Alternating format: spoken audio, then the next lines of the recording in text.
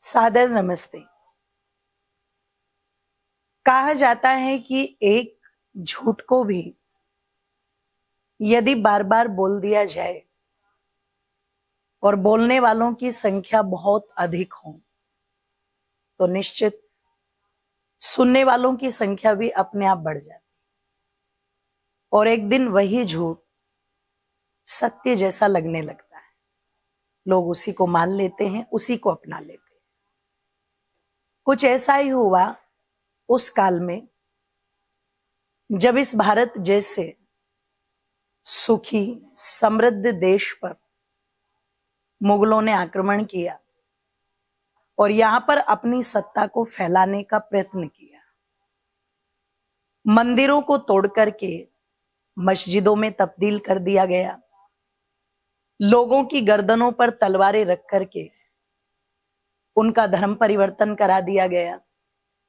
उनके नाम बदल दिए गए और केवल व्यक्तियों के नहीं, जिन स्थानों पर, जिन नगरों में, जिन शहरों में, जिन गांवों में वो रहते थे, उनके भी नाम बदल दिए गए।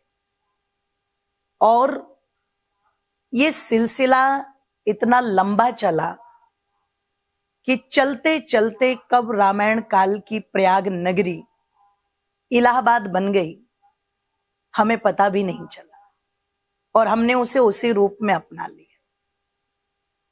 वर्तमान की सरकार ने एक प्रयास किया और पुनः जो शहर जिस नाम से जाने जाते थे प्राचीन काल में, उन्हीं नामों को उनको ससम्मानित वापस देने का कार्य किया, जिसके लिए वो सराहना की पात्र है। मैं कहना चाहती हूं आपसे कि नाम का बहुत बड़ा प्रभाव पड़ता है। व्यक्ति अगर कहीं पर अपना नाम देख ले तो बड़ी प्रसन्नता से बताता है, हाँ मेरा भी ये नाम है। इसी प्रकार से लोग धर्म ग्रंथों में भी जब कुछ अपनी चीजों को देखते हैं तो उनसे प्रभावित होते हैं, उनकी प्रशंसा करते हैं, उनसे प्रेरणा पाते हैं। पिछले दिनों मेरी जानकारी में आया कि हमारे जो ग्रंथ हैं, चाहे वो वेदों का भाष्य हो या उपनिषदों का हो या दर्शनों का हो या और कोई भी भाष्य हो, उसमें जब ईश्वर की बात आती है, परमात्मा की बात आती है, तो वहां पर ईश्वर न लिख करके या फिर परमात्मा न लिख करके अगर वो भाष्य किसी दूसरी भाषा में लिखा जा रहा है, वो ग्रंथ यदि किसी दूसरी भाषा में ट्रांसलेट किया जा रहा है, तो वहां पर एक शब्द दे दिया जाता है गॉड। और आप सब जानते हैं कि गॉड शब्द जो है वो ईसाइयत से प्रचलन में आया है। बाइबल में गॉड शब्द का प्रयोग किया गया, इसलिए ईसाई जब भी बात करते हैं तो वो गॉड गॉड इस बात को बहुत प्राय दोहराते रहते हैं। तो वहां पर वो गॉड शब्द देख करके लगता है कि चलो आज जो व्यक्ति उस व्यवस्था को जानते हैं वो हो सकता है गॉड पढ़ करके ये समझ जाए कि यहां तात्पर्य परमात्मा से है, ईश्वर से है, जगदीश्वर से है, ओम से है। लेकिन आगे आने वाली जो पीढ़ी होंगी वो गॉड शब्द से तात्पर्य अगर लेंगी तो उनकी जिह्वा पर ओम शब्द आ ही नहीं पाएगा, ईश्वर शब्द आ ही नहीं पाएगा, वो परमात्मा बोल ही नहीं पाएंगे। और आप यदि बोलें कि इससे क्या फर्क पड़ता है अंजलि जी, बहुत फर्क पड़ता है।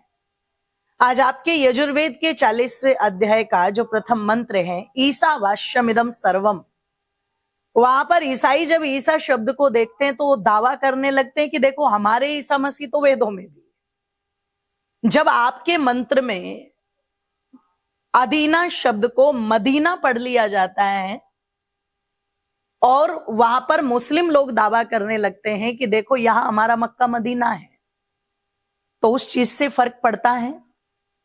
तो जैसे आज वो शब्द देख करके वहां पर प्रभाव पड़ रहा है, आपको क्या लगता है भविष्य में ये प्रभाव नहीं पड़ेगा? भविष्य तो क्या, ये वर्तमान में भी पड़ेगा। इसलिए बहुत आवश्यकता है इन चीजों में संशोधन करने की। ध्यान रखा जाए इस बात का कि जब भी हमारा ग्रंथ अंग्रेजी भाषा में छपता है तो वहां पर आप पूरा ट्रांसलेशन करो, उस भाषा के अंदर करो, लेकिन जब परमात्मा की बात आती है तो परमात्मा वहां पर परमात्मा ही लिखा जाए, ओम वहां पर ओम ही लिखा जाए, गौड़ शब्द न दिया जाए वहां पर।